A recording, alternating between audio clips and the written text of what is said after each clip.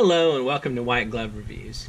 In this video, we're going to take a look at the latest, next, best, no, I don't know about best, the next installment in my $20 EDH Deck Building Challenge. And this one is going to be blue and green, and the general is Tatyova, Benthic Druid. Now, the rules for the challenge, if this is the first one of my videos of this type that you've watched, I'll put right there, somewhere over there. Anyway, the rules are pretty simple. First of all, the deck has to cost $20. Second, the basic lands are free, and this is mainly because I'm super lazy and didn't want to have to figure out, like, you know, a nickel for this land, that kind of thing. Rule number 3 is the prices are based off of scryfall.com, and the prices are set whenever I happen to look up the card, and that way, if you know how Magic cards fluctuate price-wise, that way if between the time that I look up the card and build the deck, you know, like a week goes by and minor fluctuations happen, I won't have to continuously be looking up the cards. So those are the rules for building the decks. Now, Tatyova is a pretty awesome general, and she's kind of like, she's both very affordable and pretty exciting. I think she runs something like 17 cents or 20 cents. She's super cheap. Anyway, she's a blue, a green, and 3 colorless for a 3/3. And whenever a land enters the battlefield under your control, you gain 1 life and you draw a card. And she is pretty amazing. She's actually pretty good just as one of your 99 if you happen to be playing colors that allow you to play her. I've noticed in a number of games where people have clones, she actually ends up being a high priority target for someone to clone her. So anyway, she's pretty good. Now, the premise of the deck is actually relatively straightforward. What I want to do is I want to be able to play her as soon as possible. Theoretically, there's like a best case scenario where you can play her on turn 3 and then play a land. And this is super unlikely to happen, but I did have it happen once, so it can happen. Anyway, I'll explain that as we go along.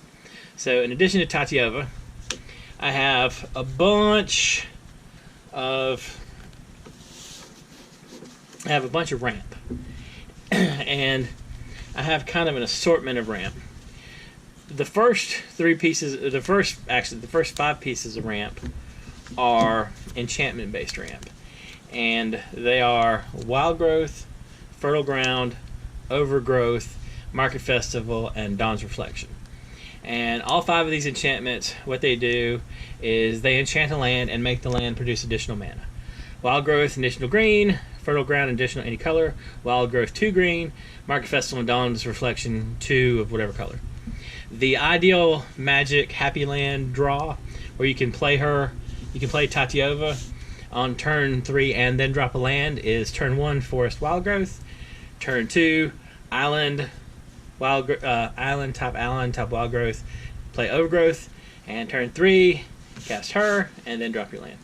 So anyway, one of the things about these that makes them kind of interesting is I have creatures that you'll see in a minute to untap lands.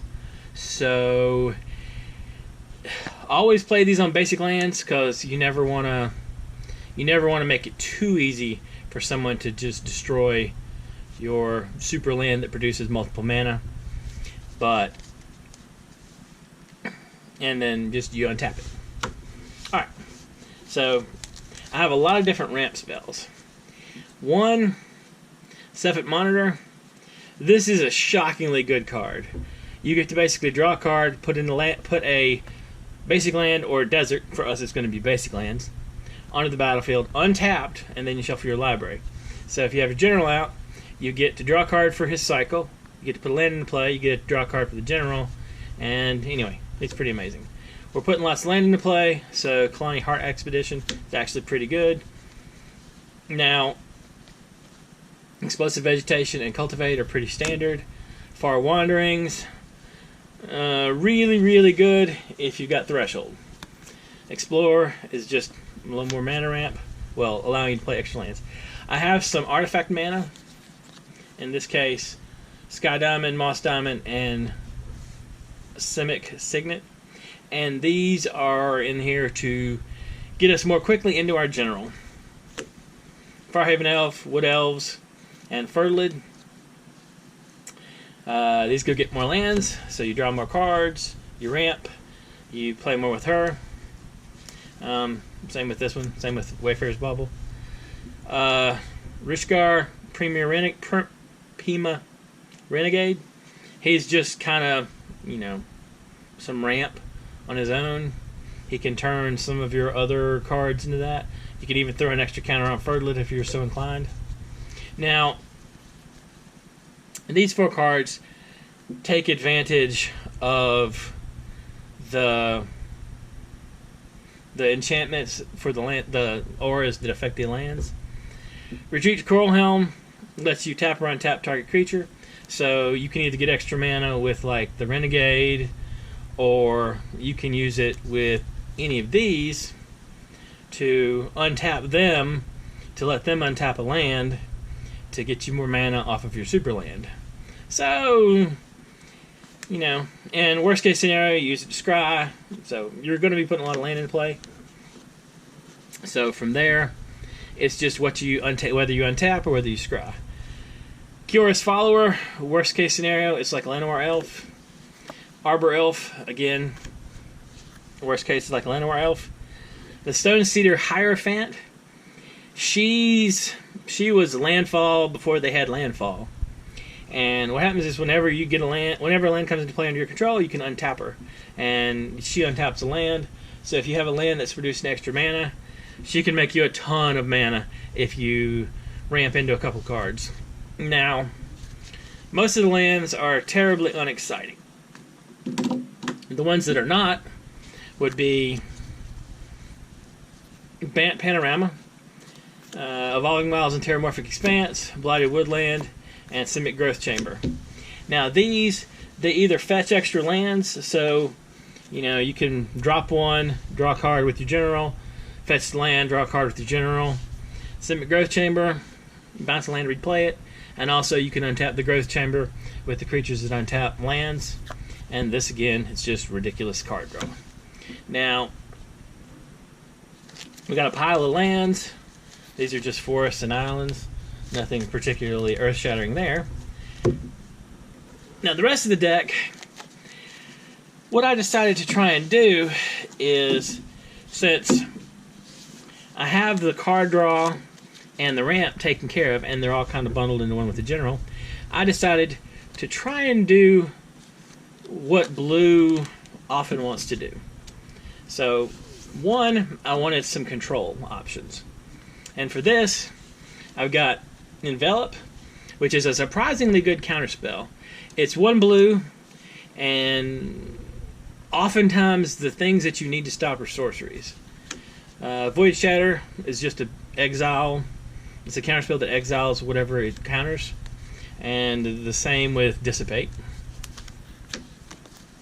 Now, Disdainful Stroke is probably one of my favorite new cards that I've discovered exploring the world of budget EDH, because it's a blue and a colorless counterspell, and it counters something with 4 mana cost or greater, and the vast majority of things you need to stop in EDH are expensive.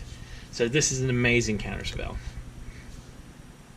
Plasm Capture is a card that I came close to cutting a couple of different times, and the reason I kept it in is because you have situations where if you have it in your hand and your turn 4 ends up for some reason just being not exciting, what you can do is you can just wait out turn 4, and whatever looks to be the most expensive thing that's getting cast by your opponents on the time around, you just counter that, and you get a massive dose of mana on your turn to like cast your general and then ramp, and it gets your deck rolling.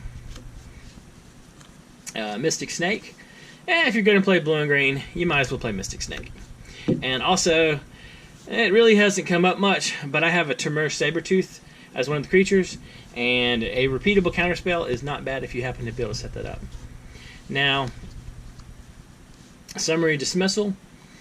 We can't really afford Trick Bind or Stifle, so I wanted some answer to abilities, like inconvenient abilities, and this handles that. And also, it exiles the spells instead of countering them, so that's another kind of way around things.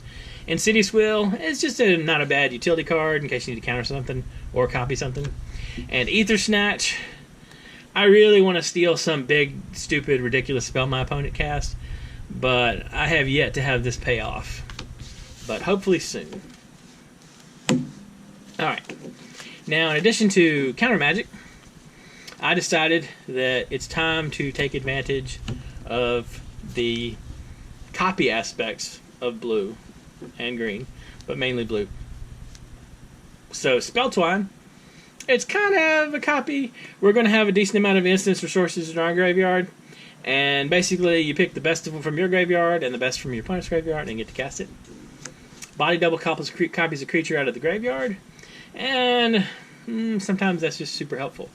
Now, the other ones, Clone, Stunt Double, Altered Ego, Gigantoplasm, and Spitting Image, these all allow you to clone things, and oftentimes the thing you clone is going to be a bargain. You're going to pay less mana than your opponent did. So clones are always a good blue option. Now, Spitting Image, it might sound like a little bit of a nombo because you pitch a land to cast it out of your graveyard, but when things get rolling, you're drawing so many cards, you're actually even going to have extra lands in your hand. So Spitting Image turns those lands that you trying to play out land as fast as you can that you can't play, it lets you put them into play. It lets you put them into action by cloning something. Now, in addition to copying things, I thought it seemed appropriate to steal things. And blue has a number of pretty interesting choices for this. Take Possession, which is pretty much Confiscate with Split Second. You have In Bolus's Clutches, which is Confiscate, sorta. Dream Lash, which is steals a permanent that's tapped, which is kind of like a Confiscate with a little asterisk. You have Confiscate, which is the card that I've been referencing all along, where you can steal any permanent. You have Control Magic, that lets you steal a creature. You have Corrupted Conscience, which lets you steal a creature and gives it Infect.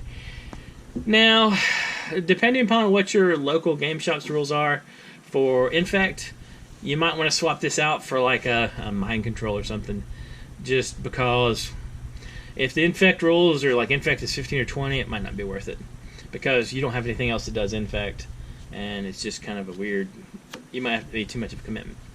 Now, Blatant Thievery steals something from everybody, and we're making tons of mana, so we can actually cast Blatant Thievery without a lot of difficulty most times. And Dominate. Dominate is a little expensive depending on what you steal, but stealing something as an instance is kind of fun. And, you know, it's an old random card. Alright. Now, the rest of the deck is kind of utility more than anything else. Repulse lets you bounce a creature and draw a card as an instant. Now, I was kind of on the fence about Repulse, but I really found I like it a lot. If someone, say, casts their 6-mana general and gets ready to attack and gives it haste and stuff, you just bounce it and draw a card. And you kind of time walk them. It's not perfect because you have 2 other opponents, but, you know. Blue being able to exile a card, even if you give them a 2/2 that might turn into something better, is pretty good. And so Reality Shift is in there. Now, Beast Within recently got reprinted, so it came down in price noticeably. And it is just a really good utility card, sort of in case things happen. Crystal Shard is one of those cards that people frequently forget about, and you can use it to your advantage to bounce something that they just played, or you can use it to recycle some of your creatures. Even if you do something simple like recycle a Wood Elf or a Farhaven Elf, it's still not a bad deal. Seasons Past is just basically the mother of all regrowths, where you get a ton of stuff. You can get a ton of stuff back from your graveyard late game and restock your hand. Trigon Predator is just, you know, it's a utility card. Some, you know, swinging and destroying enchantments and or artifacts is pretty good. Rampage and Balanos, we're putting lots of land into play. We want to make dudes. I really, really hope Avenger of Zendikar drops down in price with its recent reprint, but I'm not holding my breath because I don't think it's gone below $2 yet. I think it's like $2.50, so it's still a little bit out of the price range. Rampaging Ballast, though, it's pretty good. Quicksilver Elemental is just kind of a interesting utility card that sometimes gives you random options. If somebody has like a Kiki-Jiki or something, then you can always copy your dudes. Wall of Blossoms is just an awesome utility card that I have loved for years, and pretty much everyone I play with makes fun of me for playing Wall of Blossoms, and if it's available, Wall of Omens. But it's a card that's good early game because, you know, sometimes having a 0/4 blocker can save you a ton of random little general damage, or just damage in general. And late game, it basically cycles for 2 mana. Tishana, Voice of Thunder. We're going to have some decent creatures. It makes a pretty big creature on its own, and draws us some cards. Tamir Sabertooth, as I mentioned earlier, it's just kind of a utility trick option. It's not really perfect, but it gives us options. Genesis Hydra is, again, just for utility. Puts +1/+1 counters on itself. Also, if you have Rishkar, it's kind of fun to tap your Genesis Hydra for mana. Green Warden of Maressa is in here because we cannot afford an Eternal Witness, and this is a big Eternal Witness. Acidic Slime is just utility. Destroy a land, creature, or artifact. I'm sorry, scratch that. Land, enchantment, or artifact. And sometimes you just got to destroy that inconvenient Glacial Chasm if it happens to show up. And lastly, Seagate Oracle. I like Seagate Oracle a lot because it gives you a teeny bit of search, a little bit of card draw. It basically cantrips and replaces itself. And, you know, it's good to have options. So that is the deck itself. Now, I want to talk a little bit about some of the cuts that I made from the initial version to get to this version. I had Portal Mage in the deck because, well, I wanted to try Portal Mage, and sometimes people make mistakes. Druidic Satchel. I have Druidic Satchel in a number of decks, and I really like it a lot of times. But I just felt I was doing enough, you know, when it came to land and stuff. Squall Line just kind of didn't fit with things. Etherealize. I kept hoping for this to be amazing, but just, I don't know, it never was amazing. Lu Sun, Scholar General. I was hoping that he would be a useful kind of unblockable card draw engine, but a little card draw guy anyway. But he just cut him. He didn't feel like he fit with the rest of the deck. Frontier Guide. I really felt like Frontier Guide should be good, and the problem was it's just like you want to play him before you get your journal out, and then you want to use him after you get your journal out, but you're paying 4 mana to do it, and so it just felt kind of a little bit clunky. Chancellor of the Spires. I just cut it because I was never quite happy with the choices I had with Chancellor of the Spires. Clone Legion, again, seemed like a good idea at the time, but 10 mana just didn't really work out. Now, something kind of weird is I ended up cutting Stroke of Genius and Blue Sun Zenith. And the reason I ended up cutting these is because I had so many games where I had one or both of these in my hand, and I was drawing so many cards off of my general and just playing lands or putting lands into play that they became unnecessary, and I was having to discard cards to hand size anyway, so you didn't really need them. Like you probably noticed, there's not much card draw in the deck besides your general. Now, Spore Mound seemed like it would be good in this deck because it puts 1/1s into play whenever you play a land, or put a land into play. But it costing the same as your general, you're in a situation where if you can play your general, you always want to play your general so you can get card draw going. And Spore Mound just kind of seemed to interfere with that. Now, Domineering Will, was a card that I wanted to work and be awesome, but it just never was, and it got cut. Now these other cards were maybe cards for me. I was thinking about Ground Seal at one point, but I have Seasons Past and the Green Warden, and I didn't really want to interfere with that. The other one was Bind. I'm still thinking about Bind because I'd kind of like another way to deal with an activated ability if I can, and it cantrips. And Bant Panorama is just an extra Bant Panorama that TCG player accidentally sent me. Anyway, so that is Tatyova, Benthic Druid. And if you're looking for a blue deck, or a blue and green deck that does pretty much the things blue and green wants to do, in this case ramp, counter stuff, steal stuff, and draw cards, which really and truly, if you're playing EDH, if you can draw a lot of cards and make a lot of mana, oftentimes the rest of the game will sort itself out. So she is a really, really amazing general, and if you're playing blue and green, you should blow the 17 cents she costs and try her as one of your 99 too, even if you don't play her as a general, because she is remarkably good. Anyway, I'll include links to the Google Doc with the spreadsheet for the prices for everything, and the tapped out deck lists in the description, along with deck lists for some of the other $20 decks I'm working on.